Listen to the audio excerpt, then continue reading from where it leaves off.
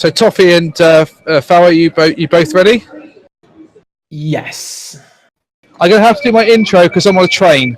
Obviously, the best place to do it. So obviously, we can edit this out because my train was delayed. And now on another train. I seem to spend all my time on a train. So obviously, thank you for everyone for joining. Obviously, we're going to talk about ransomware. We're going to talk about some mistakes within ransomware. But do you guys want to introduce yourself first and give your backgrounds? And I'll chirp in with some questions as the talk goes on. Sure. My name is Fabian Woser, and I and Toffee work for the New Zealand antivirus company MCSoft. And yeah, we spend a lot of our time there just researching ransomware, trying to break the cryptographic schemes they employ, and trying to help victims of ransomware. Yeah, that's pretty much what we do.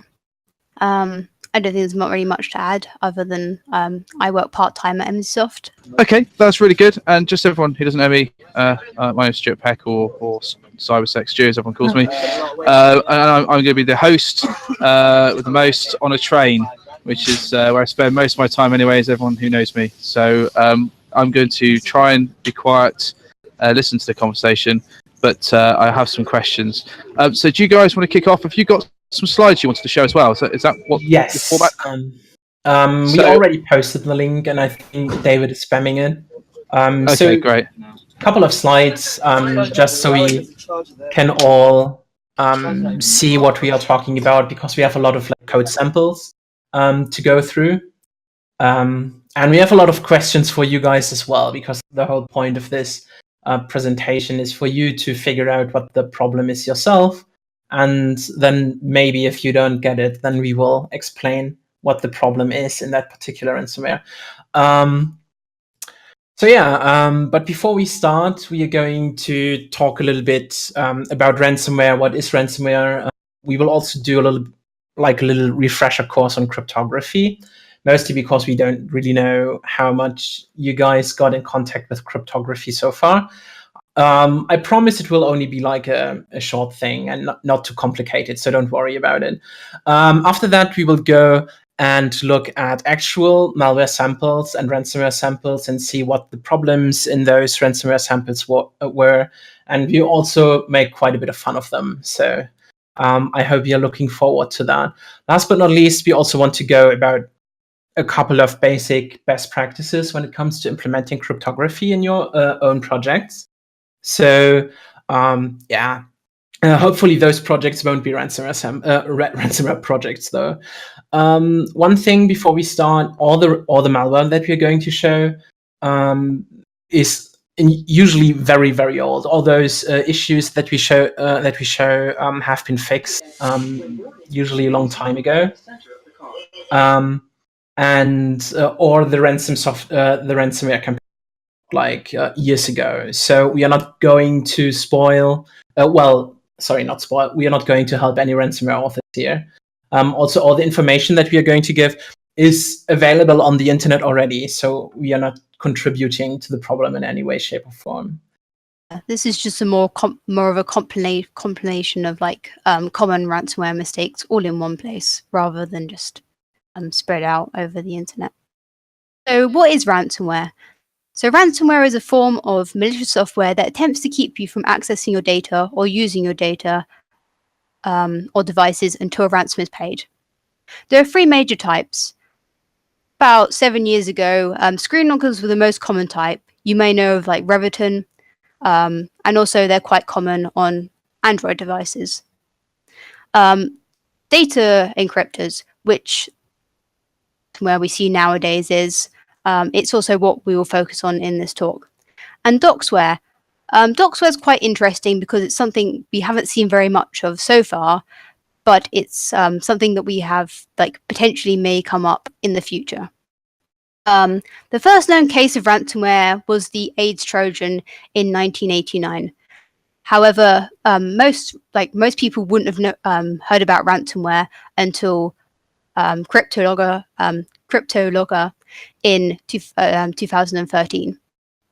And also, as you can see, there's been multiple major ransomware outbreaks examples are listed below in the last 5 years. Ransomware has like really exploded since then.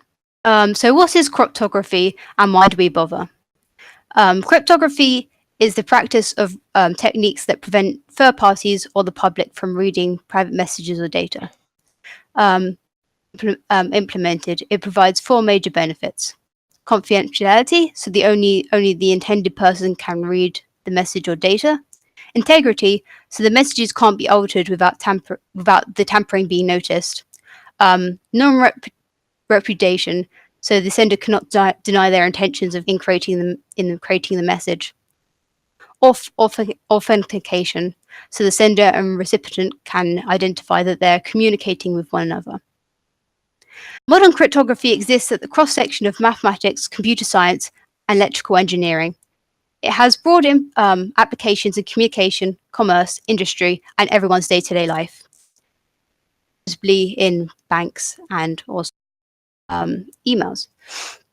The commonly used terms and their meaning.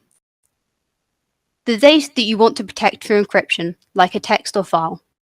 Plain text, the unencrypted message. Ciphertext, cipher, the encryption algorithm.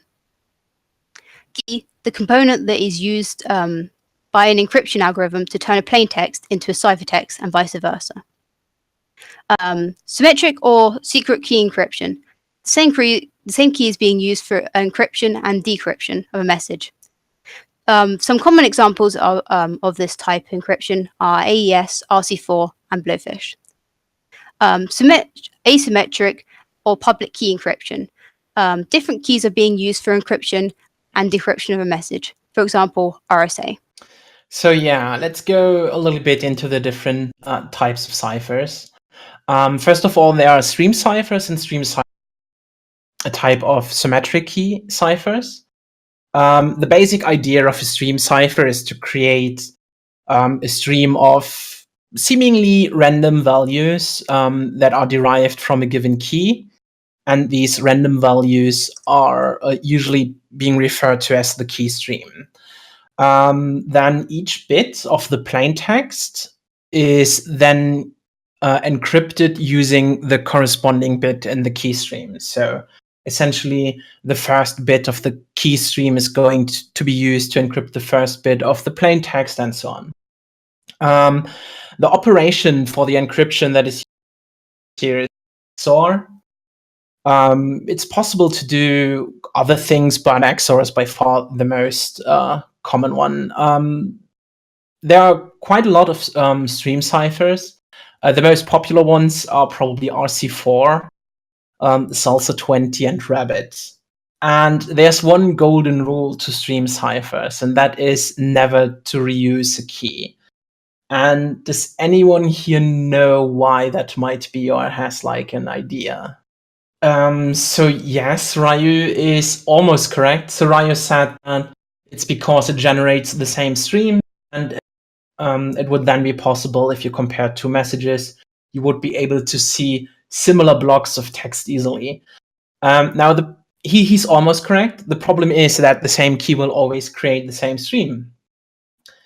The same key stream. That's kind of the point of a stream cipher, right? That also means that if you encrypt many messages with the same key, and you have the plaintext version of one of those messages, you can simply take the plaintext message and take the ciphertext, the encrypted message, and you can XOR them together in order to reveal the key stream. That's just how XOR works, right? You can then go ahead and take the key stream you recovered and apply it to all the other messages to decrypt them, even though you don't really have the decrypted version of those. So that is why never ever use the same key twice when you're using stream ciphers. Then there are block ciphers, and block ciphers are also a form of symmetric key cipher. Block ciphers, as the name suggests, operate on blocks of data. And usually the way it works is that they take a key and they use the key to come up with something that is usually referred to as a key schedule. And this key schedule determines how to kind of jumble up the data that is part of a block, usually through substitution of certain bits and permutation of bits and stuff like that. There are quite a lot of block ciphers. In fact, block ciphers are probably the most common ciphers that are out there. Some notable examples are DES, AES, triple DES, blowfish, twofish, T, and a couple of others. Now, when we are talking about block ciphers, we also have to talk about block modes. Now, block modes, not block modes. Block ciphers have a bit of an issue when it comes to encrypting any messages that are larger than a block. And a whole file is usually made up out of lots of blocks, right?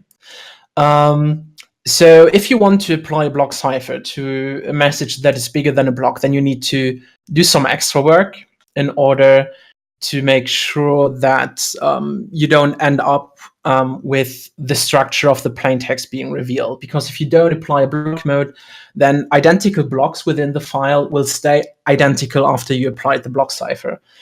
The solution to this problem are the so-called block modes. And block modes, they operate on the cipher, on the ciphertext, on the encrypted blocks in order to securely transform data larger than a block so that it appears random. The most common block mode is probably ECB, and ECB is really bad. ECB essentially means, we don't do any block chaining at all, and we don't really have a block mode. And what happens when you use ECB can be seen very well when you look at this little penguin image. Now, the left penguin is the left penguin is essentially a BMP Linux penguin, and the right penguin that you can clearly see as an AES encrypted version of the same bitmap image, and it was encrypted using ECB mode. And while clearly each and every pixel is kind of different now, obviously, you can notice kind of the structure of the whole thing.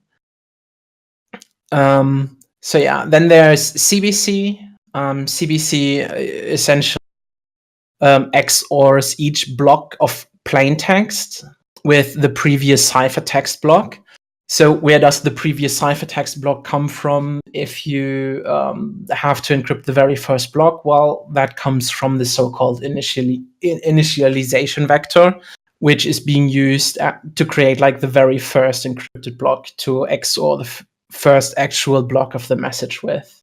There are other block modes like CFB, OFB, CTR, and those block modes are designed to turn block ciphers into stream ciphers. And the same rule applies here, right?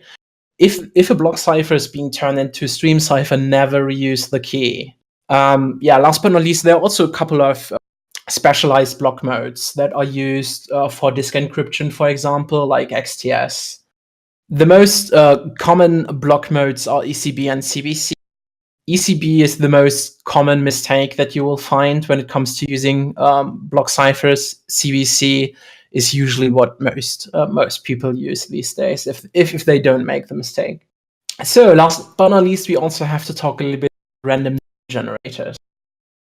Now, there are two major types of random number generators. There are pseudo-random number generators, and there are true random number generators. True random number generators always rely on some kind of physical phenomena that is being monitored in order to come up with the randomness.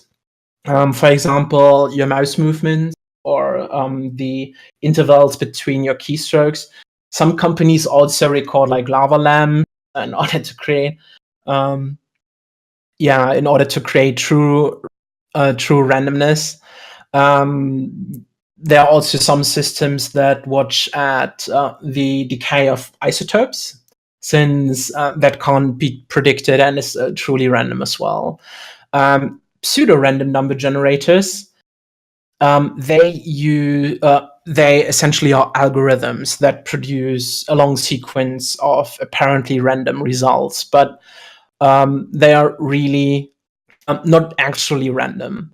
The sequence of the results that they spout out essentially based on what is being called a seed value. It's kind of like an initial value that you start.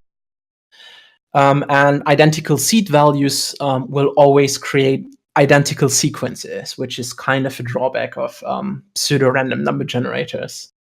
Now, you would think, well, why would we ever use anything but a true random number generator, right? The problem with true random number generators is that the amount of entropy, and entropy essentially means randomness, that can be gathered through them is kind of limited. As a consequence, the true number generators are to seed pseudo-random number generators. So you can take a little bit of true randomness and then kind of blow it up into lots and lots of randomness to satisfy all your randomness needs. Now, pseudo-random number generators are also divided into cryptographically secure and cryptographically insecure random number generators.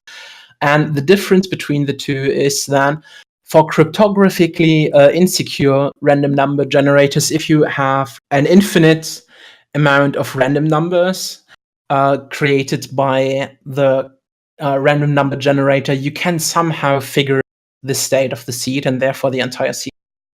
While for cryptographically secure ones, that's not easily possible. Now, most random functions that you find in programming languages like C, Delphi, and a whole lot of others, they are not cryptographically secure. So they are usually based around a simple linear equation. So you just take the seed and then you multiply it with a fixed value and then you add another value to it. So if you only have 2 points of the whole thing, you can essentially reconstruct the seed without any issues. Also, keep in mind that even if you use cryptographically secure pseudo-random number generator, if you don't seed them properly, they become insecure as well. There was this famous incident with Debian about 10 years ago, where they kind of messed up the seeding of their random number generator. And the result was that there were only like a couple of tens of thousands of possible SSH keys that it could generate. So yeah, that's obviously quite a big issue as well. Okay, so on to the actual talk about different ransomware variants. The first variant we're going to talk about is the hoaxes and diversions. So sometimes ransomware authors don't even try. Like, for example, in the first version of Nemucod, snippet you can see there. There is a slight issue with what they're doing there, and this is all they do to the file. So can anyone figure out what the issue is? So, like the first sample, not the second. The second. Yeah, so the one that has the two dear commands. The batch script at the very first. Can someone see what the issue is there? Not for the first one, not quite. It's even simpler than that. It's even simpler than that. Like that's all they do in the first one, just the two dear commands. I feel like everyone focuses too much on the second. Yeah. On the crypting function in C#. We are not looking at that one at the moment. We are watching at the first two lines there. Yeah, they just rename the files. So as you can see with the ren command, they basically just rename all the files with the correct extension. So basically, you can see that they don't even do proper encryption in this case. And files is like any kind of batch renamer would be able to restore your files perfectly back to normal, usable, or you could just rename them manually. So the second one, they made it a bit more complicated. As you can see, there is some kind of encryption. However, quite a big issue. Did anyone figure out what the issue is in the second code snippet? Almost, Ryu, almost. So just so everyone knows, Kinrai said they put the email in the code. Yeah, that's close. Yeah, again, that's correct. They're actually just encrypting the file name and not the actual file. They don't touch the file at all. So again, just rename the files to encrypted file name, and the encryption is even like easily reversible. So we've even without finding the correct file format based on the file content, it is doable with a little bit of effort. These ransomwares are more designed as like hoaxes and diversions. The ransom amount for them is usually quite like little. For example, it was $35 for Nemicod, and you're basically paying for the trouble of having your files renamed. Slightly more complicated mess up that ransomware offers made is that using custom algorithms. So originally the first Nemicod variant was posted on the Bleeping Computer forums, and people quickly realized that they just renamed files. And obviously the Nemicod guys caught onto the fact that we knew that they were just renaming files. So they decided they had to create their own custom algorithm. However, there's a problem with what they do here. Can anyone figure out, like, cryptable? This was the second version of Nemicod. The one they made after they just stopped, like, renaming the... Yep, Dumby, you're correct that it only encrypts a portion of the file. They only encrypt 2048. But it's not the actual issue. Yeah, there's Even a bigger if they created issue. the whole file, it wouldn't be an issue. That's right. There, they just basically what they're doing in the star DST line is where they're just ignoring the current bytes with the key. And to go more into detail about this, so basically the whole code just checks if the file size is bigger than 2048, and if so, limits the bytes to encrypt to 2048. It then checks if it has already encrypted the bytes to encrypt bytes, and if so, aborts the loop. Next byte from the file, and then it just ignores the corresponding byte with the key, and then it seeks back one byte to overwrite in the file to overwrite the byte it just read with the encrypted byte. It's the encrypted bytes counter. The whole thing loops until all the bytes, or up to the bytes to encrypt bytes, have been encrypted. So basically, it loops through this code until it's gone through the whole 2048 bytes to encrypt. The issue is here they're using XOR, and XOR is really not a good algorithm to try and encrypt your files with, because it's, again, as the previous slide mentioned, it's not really encryption, it's just like a mathematical operation. Yeah, there are a whole lot of other ransomware families that use custom algorithms. One other popular one is called Apocalypse. And this is essentially the encryption routine that Apocalypse uses. Maybe take a look at that and see whether or not you can figure out what is going on there and whether or not it is secure or not. Yes, Clarence is completely right. It's just a variation of XOR again. Now, here in this case, they take a hard-coded key that is exactly 4 bytes long, and they then just go over the buffer that they read from the file and XOR each key with a value that is being calculated based on the key value, the current position in the stream, and a couple of constants, pretty much, which obviously isn't really secure. Now, this happened quite a few times. They always kind of change the constants in their equation to come up with like new variations of their nice algorithm. And we broke them again and again and again. So after a couple of months, they decided we need a rebrand. So they renamed Apocalypse into Fabiansomeware. They really did like you. Yes, they've got a special shine to you, I think you could say. Yes, it was amazing. So they even came up with like a new graphical user interface with like Fabian Moser's themed artwork. And they also decided, okay, we will no longer hard code the key, we will type in the key and do some other stuff. And this is their new and improved algorithm that they implemented. And can anyone see what the problem is there? Yes, Clarence, you're actually right. It's still XOR. But at least this time they XOR like D words and not just bytes. But it's still XOR. So, in general, custom algorithms are rarely secure. Now, we saw pneumocode, they just XORed using like a fixed length key that was hard coded, and it was like easy to calculate the key just using the cipher and plain text method that I talked about before. Apocalypse XORed with a byte stream that was based on a 4-byte key and some calculations that they did based on the current location of the buffer that they wanted to encrypt. Now, a 4-byte key is hardly secure. Plus, again, you can just recover the byte stream given a cipher and a plain text, and then you can apply the key stream that you extracted to all smaller files. Fabiansomeware uses a custom CRC32-based stream cipher and a manually typed in key, so we can't really know like what the key is that they typed in. It's no longer in the executable, and we can just read it.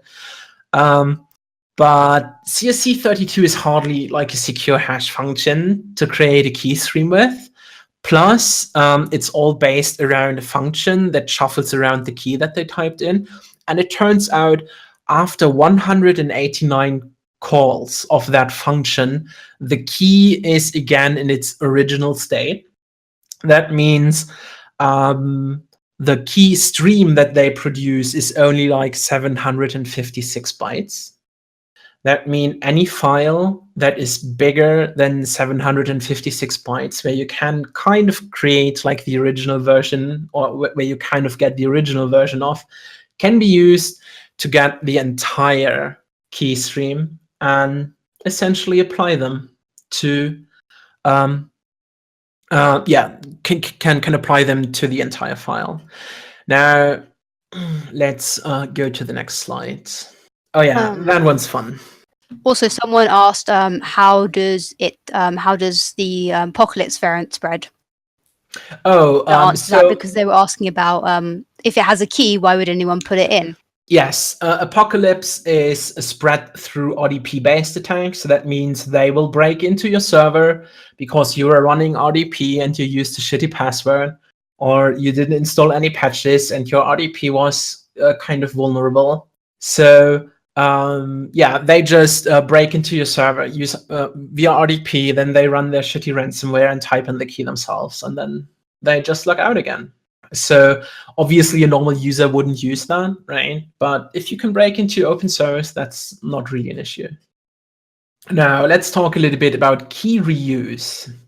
And this type of key reuse means that you do have a key generated on the system, but you use it for all the files. Now, this is another variant of Apocalypse. And they decided, okay, we clearly can't come up with like a custom algorithm that Fabian dude can't break. So let's do an established algorithm. Let's do it by the books. Let's do everything right this time. We don't even try to implement the algorithm ourselves. We just use the crypto API.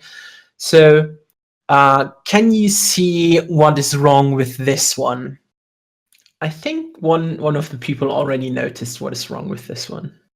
So yeah, Darkstorm said, and they picked RC4. So yeah, the problem here is RC4. And RC4, as I mentioned, is a stream cipher. But they only type in one password at the very beginning. That means they use the same password for all the files. And that is clearly a violation of the golden rule of stream ciphers that I have been going on and on about during the talk, to never, ever use the same key twice. So if you have a plain text to one of your, if you have like an original version of an encrypted file, you can easily recover the key stream. Obviously, you don't get like the whole key stream like in eternity. You can only as a consequence, you can only apply the key stream to files that are smaller than the key stream to get the full data back, but it still works.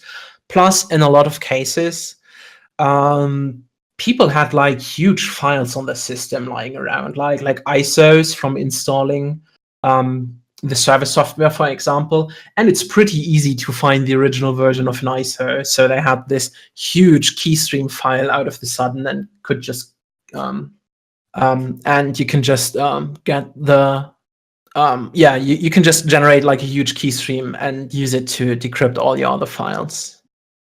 Okay, so the next one we're going to talk about is semi-static or static keys. So meet the ransomware HC6. So yeah, so AES, CBC, 256. So they actually use a proper encryption algorithm. So they got it better than most of the ransomwares so far we've looked at. But they still made a fatal error, which you can probably see from this code. Yeah, so basically the key is just statically linked in the ransomware. So once you have the ransomware, you can pretty much, you have the key and you can just like encryption algorithm to just decrypt the files. So it's not a very good idea to leave your key or have a static key inside your ransomware. Easy for someone to decrypt it. Or how about a ransomware named Stampardo, which was written in AutoID. Again, you can see that they used AES 256 CBC mode. So again, they use the same mode. They use a proper encryption algorithm, but they also made a mistake. Can anyone else spot it? Yeah. So specifically, basically the key is generated user ID, which is the computer name, computer architecture, OS architecture, and then also the MD5 of the string gooks will not pass is in the builder, and the email. So once you have that information, then you can just decrypt the files. So as long as you're given the ransomware variant and the email, the people who are using it, then you can basically just recover the key to decrypt the data. A fun fact is that the gooks will not pass is a placeholder that was replaced by the Stampardo configurator with a random Fabian Wosar insult, like the following below. They were also a really big fan of Fabian. Yes. Broke the original variant. He loves me so much. Yeah, so a Markov chain to generate Fabian Wosar insults will not make your ransomware secure. I'm very sorry to tell you. And another thing to note is that obfuscators do not stop people from finding those keys. If someone really wants to look into your ransomware, they will find a way to get past all obfuscators. We can basically just decrypt the ransomware. Okay, so we went through all the most obvious issues, and now we get to key generation mistakes. And key generation mistakes are probably the mistakes that people make the most, both in normal software development as well as in ransomware. This is a code snippet from Redmond. Can anyone here see the issue? Yes, Coffee spotted it immediately. I mentioned before that there are cryptographically secure and insecure random number generators, and RAND is one of the insecure ones. So they generate, they use proper cryptography, they use AES 256, they use CBC. So yeah, the problem is they generate the AES key using RAND, and RAND is seeded using a 4-byte value.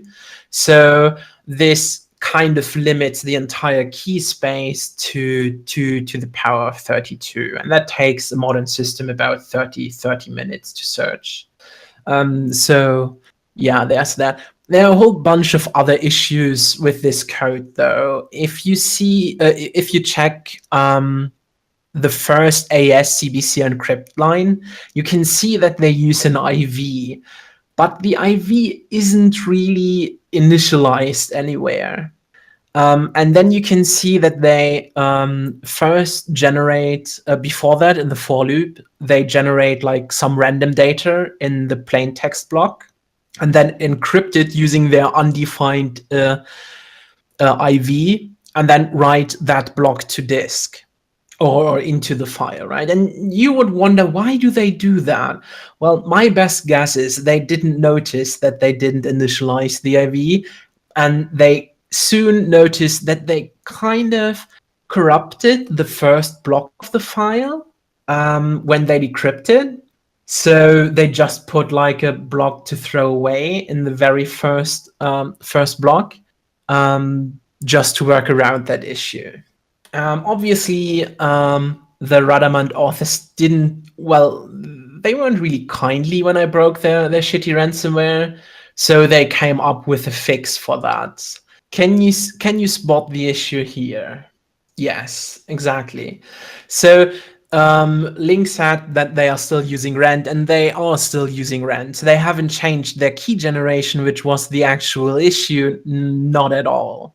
What they did do, though, is that they initialized their IV now because they felt compelled to have to insult me.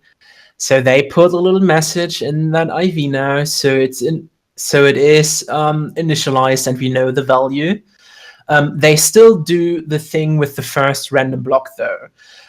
Now, before, in order to figure out whether or not we have the correct key, we had to do like file format based detection. So we went on with the very first.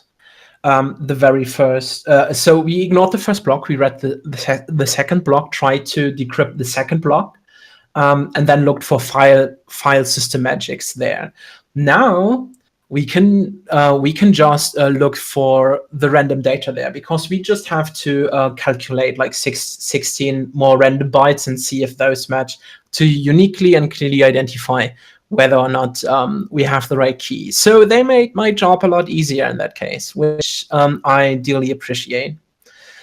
So key generation in general is a lot harder than it looks, and random isn't always random. So keep that in mind. Always check if your random number generators are if they fit the purpose. If you just want to create like a random level, then the normal rand function is fine. But for everything beyond that, for example, if you do like a casino application is another example. Like if your online poker uses a the normal rand function, then you're in deep trouble, because someone will predict all the cards that are going to be played.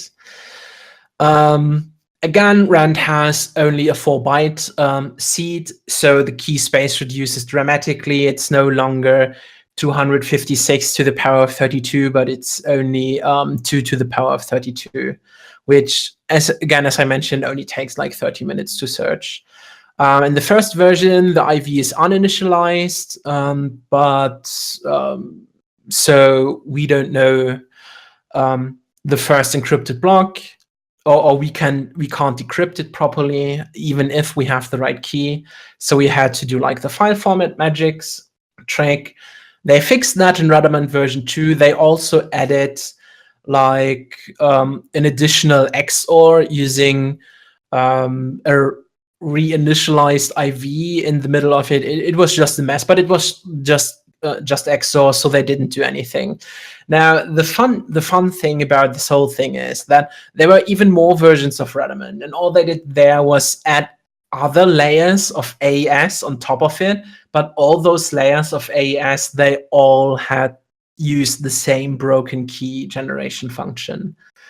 So yeah, key generation flaws, as I mentioned before, they are by far the most common mistake, both in ransomware and in real life software. There are like dozens and dozens of applications that made this very same mistake. And I'm pretty sure it will happen again and again, because if people haven't figured out by now that this is a real issue, even after like dozens of people told them, and like literally hundreds of applications have been owned due to them, then they won't figure it out now. Okay, so moving on to the slightly more difficult and more like less simple mistakes, I guess you could say. Not reading the fucking manual. This was crypto defense. And crypto defense did everything by the book. They used RSA 2048, and they implemented it properly. They use the eyes, and they go on to generate the key to encrypt all files using 256 blocks in RSA, and that's all fine. However, there is a mistake, and I think the links will be posted in the chat. Yes, Hopefully, hopefully you can figure out what the issue is here. It's the Microsoft MS documentation, so I would think it's safe to click Gallagher. So, although you never know, they might have got owned. They might have gone. So yeah, maybe just take your time, take a look at the documentation, and see if you can figure out the problem with the code. I think we will wait for like a minute. Maybe there's a question that you can answer in the meantime. Okay. While we're doing questions, I have a question slightly related to this, but unrelated Sure. to the cryptography. So, what's the worst ransomware that you've evaluated, like ever? I know you've put these guys up here, but what's your kind of the deadly sin of ransomware that you've kind of investigated? By the worst, you mean like the oh my god, it is so bad kind of worst, or the it did the most damage? Yeah. Well, let's do both, right? Let's use the word in both ways, as in the most poorly coded, constructed ransomware, and also the one that you feel that's done the most damage, and it's pretty well coded in terms of constructed. So I think the very first ransomware that I got in contact with, which is a ransomware family called ACCDFISA, which is a mouthful, to be honest. So let's just call them shitty ransomware. So that shitty ransomware, it was written in pure BASIC, which was horrible in itself, and it made like all the mistakes. They didn't implement their own encryption. They bundled like WinRAR. They had all kinds of issues. Obviously, the key wasn't generated correctly. They used like a normal random function. Plus, at the very first incarnations of it, even had like hard-coded keys. It was just a fucking mess, that whole thing. It was all kind of bundled together using a RAR SFX archive because they couldn't figure out how to do like multiple stuff. By far the one that did the most damage and was most sophisticated is probably CryptoLocker. I mean, Yeah. CryptoLocker was so menacing that it just the name became like a synonym for all of ransomware, right? Like every ransomware or file encrypting ransomware is CryptoLocker. Also, they did it right, like in their very first try. Yeah, they never made a mistake. Their code was quite sophisticated. Their like key generation was like perfect. It was a very interesting like big star, and they also were massive. Like in 2013, so many people were getting hit with it. So probably one of the biggest ransomwares ever that did the most damage. Yeah, I would think so, definitely. It's like the gold standard, right? That others Yeah. kind of are used as a baseline for their ransomware ambitions, should we say? In fact, crypto defense was clearly inspired by CryptoLocker. Like the entire scheme, it's like almost a one-to-one copy, but the crypto defense guys made one major mistake. And so far, I haven't seen anyone telling us what this mistake was. So we are going to give you a little tip. The problem is in this text right there. So anyone has a guess? What is the problem now? I have seen a couple of O, and I remember now, but nobody I think they wants might be to. talking about the fact that the game Oh yeah, that could Zeus.net, be. that's the reason why CryptoLocker disappeared, is because they took down the game over Zeus.net, and kind of CryptoLocker kind of disappeared after that. And I also believe that they seized the servers at some point. So Proxy Blue's guess is that the 2048 shifted to the left by 16 bits isn't well the key size is too small. And no, like an RSA 2048 key is definitely enough. It looks that nobody spotted it. I think we should reveal the answer. Yeah, I think we should move on. Okay. I mean, if you remember crypto defense, you might remember the issue. But the issue is that crypto defense didn't set crypt verify context. And from the text, we can quote that when this flag is set, temporary public or private key pairs can be created, but they are not persisted. That's the keyword. Meaning that when the flag is not set, then they are persisted. Embrace the double negative. All keys generated by crypto defense are left on the system where then they can be used to decrypt all files. Fun fact, the crypto defense authors didn't know what was going on until Symantec wrote a blog post about it and told them what the issue was. One thing to note is that the crypto defense authors were so embarrassed by their blunder, and also the fact that everyone thought their ransomware was still decryptable when it wasn't, they eventually rebranded as CryptoWall after they fixed their mistake. And an interesting thing to know about CryptoWall is that it was extremely prolific after crypto locker kind of left the scene, and it was one of the most active ransomwares. And I think they like came in with over like $1 million in like Bitcoin. So Symantec really did help them out. Yeah, they really did. It was also one of the by far the slowest ransomware. Ransomware families that was out there, because they actually used RSA to encrypt all the files. And asymmetric encryption is like super slow. That is why you usually pair asymmetric encryption with symmetric encryption. So you just generate a key for your symmetric encryption algorithm like AES, and then you just encrypt the key using your asymmetric encryption. So you have the security of the asymmetric stuff, but not the downside of the slow performance. And then also moving on, so we have attacks on command and control servers. F-Society, as you can probably see where I got the name from, Python ransomware, and they thought they could avoid all the headache and all the mistakes by just having the server generate the AES key. So you can see that it like has a call Tor function, even though it doesn't actually use where it uses the requests in Python to get the content from that, and then it uses that content, basically provides the key and the identifier. And this is the typical response that was got back. Maybe you can see the issue in what is happening here. And yeah, there was a bunch of Mr. Robot themed ransomware at one point that were named F-Society confusingly. No, not that it didn't use HTTP. That's not the issue. I mean, it could be an issue if you just locked all the traffic in your network, and yes, quite a few companies do actually, and they can just recover the keys based on the logs. But that's not the biggest issue with that. Yes, so the ransomware essentially, fucking Ryu, who asked if it responds with a key. Yes, it just does like a normal GET request to the server, and the server gives like the encryption key it should use, and an identifier to identify the encryption key. And the fact that it uses Cloudflare is also, they could just kill the server, and they often do. Cloudflare often does kill malware C2 servers, but that's not quite the issue we're talking about here.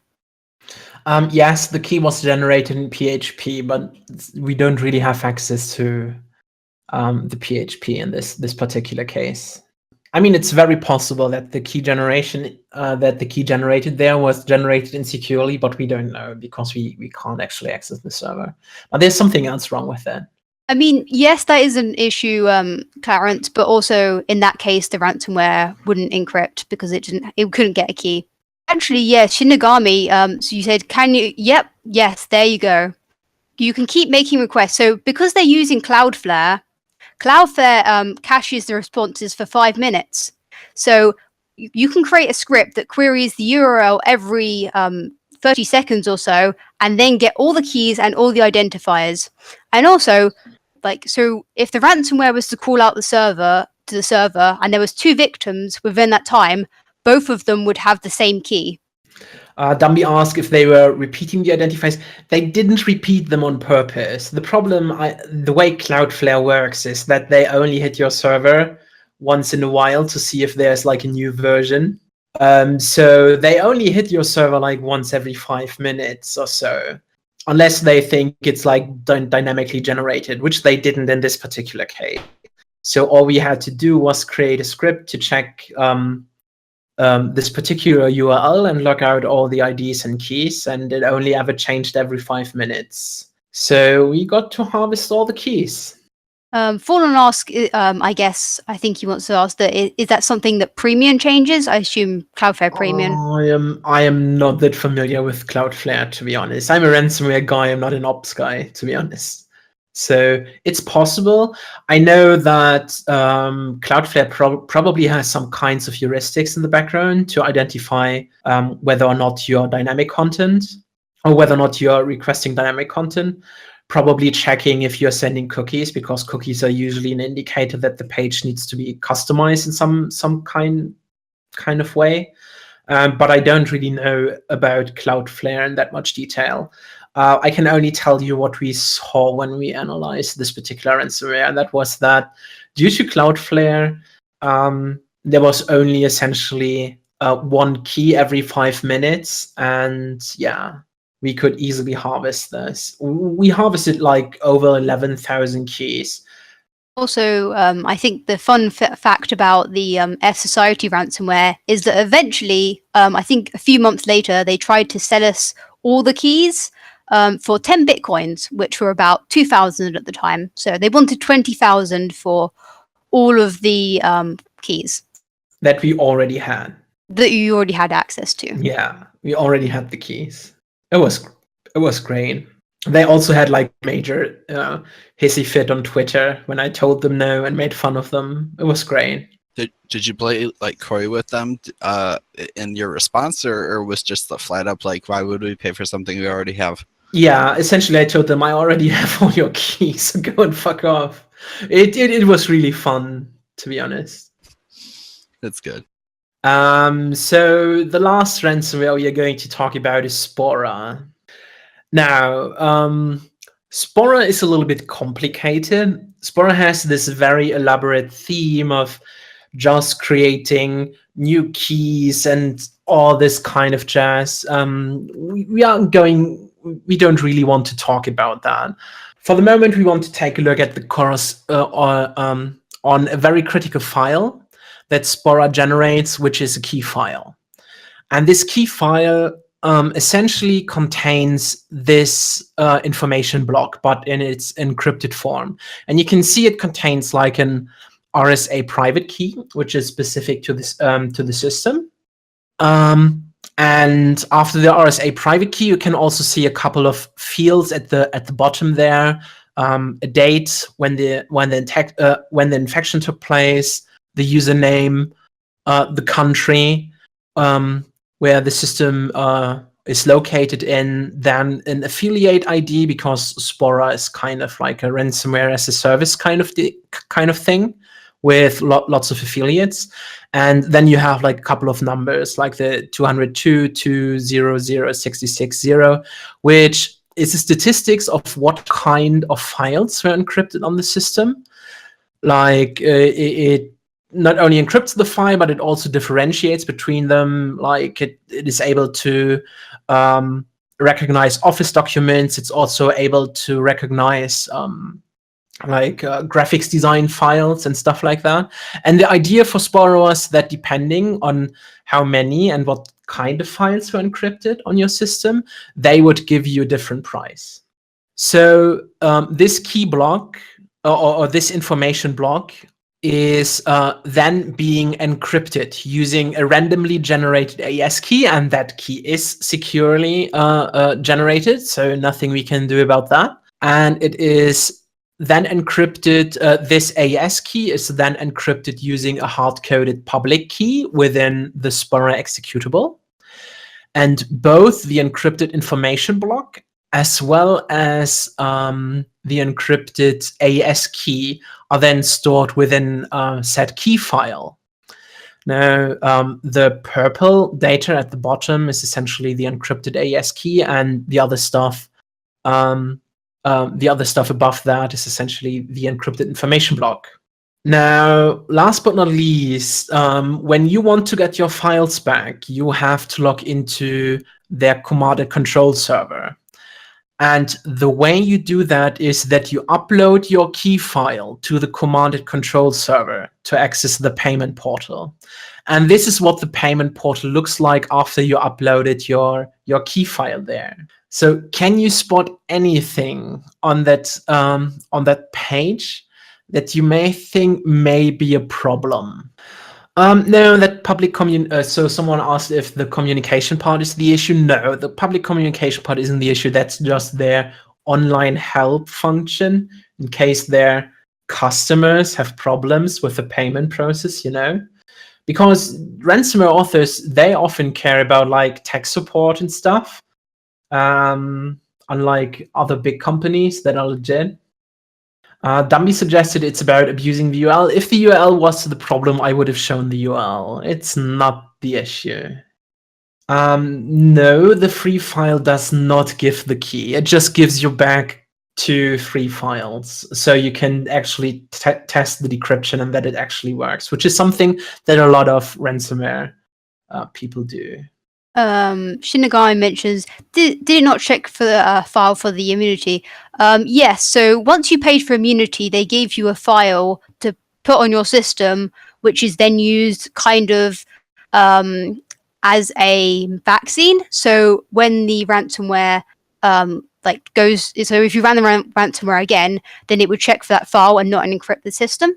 Yeah, so it was universal for all versions, because you couldn't make one for each victim, because then you wouldn't be able to put it into a ransomware to actually protect against it. They later fixed that issue in another variant though, so it would just ignore the file. Similar ransomware have actually done the same. Like original version of Locky made a key, which I think it had some data about what files were encrypted. And then you could also use that as a vaccine to prevent reinfection, or you could be used to prevent reinfection or infection of a new system, because it would check that key and then not infect the system if it existed. So Proxy Blue, can you use the file restore on the key file it generates on the system? Well, you can't, but you're kind of close. So Fallen doesn't understand the different options between them. So basically, for restore gives you all your files back. Immunity is the what I mentioned before, where that you basically get a file, and that file kind of makes is a vaccine against spora reinfection. Removal is basically they give you a tool to remove the worm parts of spora, because it created shortcuts on the C drive of all the folders. So if you went to go click on them and hid the original ones, so if you went to go click on them, then it would run the ransomware and then open your file. Yeah, and it also did that to shares as well. You're right, Rookie. So file restore was you basically restore your files, and then file restore to free means you got 2 free files, but they would check what files they were, so you couldn't put your main database in there. Yeah, although I think there was a size limit, but I don't think anyone sees the issue there. So Shinigami says he's still thinking, so. Okay. Oh, Fallen is close. Fallen is very, very close. So Shinigami says, is there a flaw when uploading the key file? Yes, there is, Shinigami.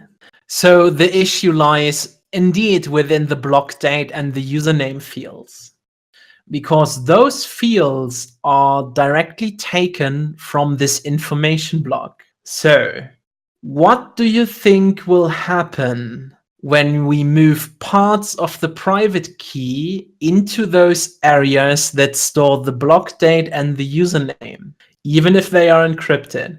Exactly, Clarence. So Clarence said it will show the parts that we moved in there in the web panel, and that is exactly what happened.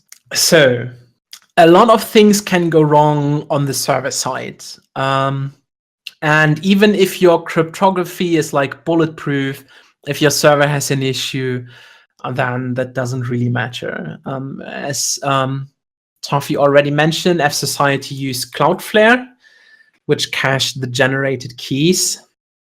And Spora directly displayed data it took from the user's submitted key files on the website. And just because something is encrypted doesn't mean it is protected from being tampered with. So you could move around parts, the parts that contain the private key, so they end up in the areas that are reserved the username and the infection date. And that is possible even if you only have the encrypted version of the key file. Now, the website doesn't check whether or not the key file was being tampered with, and it will happily decrypt the key file using the malware author's private key, and then returns the parts of the private key. And then we can just kind of piece together the private key that was stored within the file and use that to decrypt all the files. Now, we didn't discover this particular flaw. This flaw was reported to us from an anonymous person who spent an obsessive amount of time analyzing Spora. They did come up with a proof of concept Python script that performed this attack, and the script actually works. We then later improved the attack. The original script took, I think, about 80 to 100 requests to recover the full key, because there are certain size limitations on the server side for those username and the date field. We kind of got that down to about 20 requests. Unfortunately, before we were able to offer like a decryption service for Spora, the Spora devs caught on to all those people like uploading tons of invalid key files to their website. So in the first move, they limited the amount of keys that any IP is able to upload. So each IP can only ever upload a single key file, which kind of slowed us down, but we worked around that using Tor and just selecting different exit nodes for each different key or manipulated key file. But unfortunately, they later implemented authentication of the key files, which was a change that, to my knowledge, was never actually being rolled out into Spora, because the entire Spora operation kind of shut down and all the C2 servers are no longer online and all those web panels no longer exist. So unfortunately, we didn't get this, a solution for Spora out in time. So as I said, even with theoretically perfect cryptography, it's very easy to mess up like your backend and server implementation and get owned that way. Now, each of you may probably ask themselves. Oh, I was going to say, I don't think anyone else in all the Spora talks ever talked about that kind of flaw or figured out why they kind of tried to do away with the key files. Yeah, I don't think they did. I think it was a flaw that was like most people didn't figure it out in time. Yeah. So most of you may ask themselves now, so if I ever have to implement encryption, how do I do it properly? Or are there any tips that we can give you? Now, the first and most obvious thing, no matter how smart you think you are, never do your own cryptography. To quote Bruce Schneier on this one, anyone from the most clueless amateur to the best cryptographer can create an algorithm that he himself can't break. Now, the hard part of cryptography is usually coming up with an algorithm that also nobody else can break. And to be sure of that, it usually takes years of active cryptanalysis on the algorithm performed by very smart people. Like the current crypto standards that we have, they passed like years of scrutiny from like lots and lots of cryptographers. This rule of do not do your own cryptography not only applies to coming up with like your own ciphers, but it also implies or applies to coming up with your own implementation of a known algorithm, because there are a lot of things that can go wrong. Like, for example, AES had a whole lot of like side channel timing attacks that could be done that were implementation specific. So there are a lot of things to keep in mind. Instead, use established libraries. Also try to use libraries that have very good documentation. Like, I mean, you guys checked out the MSDN documentation for the Microsoft Crypto API, and you saw just how complicated and convoluted it was. You would think that something like, oh yeah, if you don't set this thing, this flag here, then we will save all your private keys, would have been highlighted a bit more, or wouldn't even exist in a decent API. But it did. So use established libraries, use libraries that are simple, where you can understand the documentation. My personal favorite when it comes to this is libsodium. So if you ever have something that you need to have encrypted using like public key encryption, and or you need to hash something or do anything crypto related, really use libsodium. It's also important to copy and paste code you do not understand. For example, the guy on Stack Overflow creating their own custom algorithm is probably going to be as clueless as you are, especially if their implementation of a known, especially if it's their implementation of a known algorithm. So unless the documentation is specifically for a cryptography library, do not copy samples from the documentations either, because, for example, they may use perfectly insecure random number generators or have like a hard-coded key, for example. I've seen some of them before. Yes, like the crypto defense flaw with that crypto acquired context, that was code that was copied straight from the MSDN sample. Now, the MSDN obviously is more like a, well, general purpose documentation for the API and not really cryptography focused. So you can see, yeah, problems can happen even with like code that you copied straight from the source, so to say. Also be aware of the limitations that certain algorithms have, like the stream cipher reuse thing, right? The stream cipher key reuse thing. Picking the wrong block modes is also like a common mistake that you should avoid. So be aware of the different block modes. What are their benefits? What are their drawbacks? Now, be aware that there are different types of random number generators. So pick the random number generator that is appropriate for the task that you need to want to accomplish, and also make sure that you seed them correctly. Yeah, and also a final point to mention is that you should always look at your system and try and break it. And I encourage like others to do this as well. You should also look at similar systems others have built and try and find security problems within them and learn from their mistakes. Mentioned before, there's a lot of like mistakes in crypto in actual products that exist. It's always good to try and see if you can spot the error, and if you can, sometimes even reporting to it to them may end up with you getting a reward. Depends on the company, of course. And also, if you're doing anything where it's going to like really break your system, it's best to do it on a VM. And like, as I mentioned before, like all of these mistakes, they happen in normal software as well, not only in ransomware. So if you do like your normal application and want to do cryptography, just check out what crypto mistakes other people made and try to learn from them. Try to understand why was that an issue there, and then don't repeat the issue yourself. Okay, so Fallen had a question, I think, about, can you tell us your opinion on what went down with RSA back in the day? Was it the equivalent of a backdoor, or was it just a stupid mistake? To be honest, there was quite a few things that went down with RSA back in the day, and I think you mean RSA the company, not not like the algorithm, right? RSA is just, if you ask me for my personal opinion, it's just a general shit show. And I have no idea how they still even exist as a company at this point.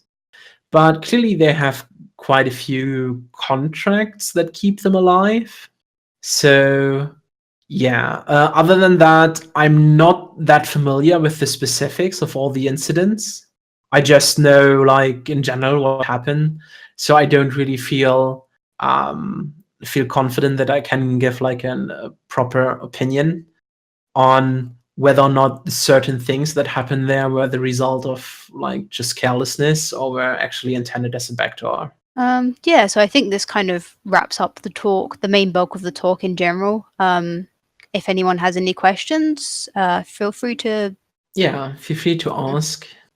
Guys, I just want to say what a really good, interesting, actually fantastic talk by everyone. Sorry I couldn't talk. Had some questions, but unfortunately I was on a train.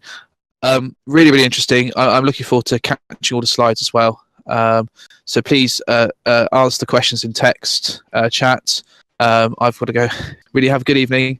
But yes, please do ask questions, as I'm sure these two guys have phenomenal knowledge, as they've demonstrated tonight. So have a good evening. That's all from me. But please keep the chat will be open for as long as you guys happy to stay. And we really appreciate your time, effort, and of course your continued research into ransomware. Okay, thanks.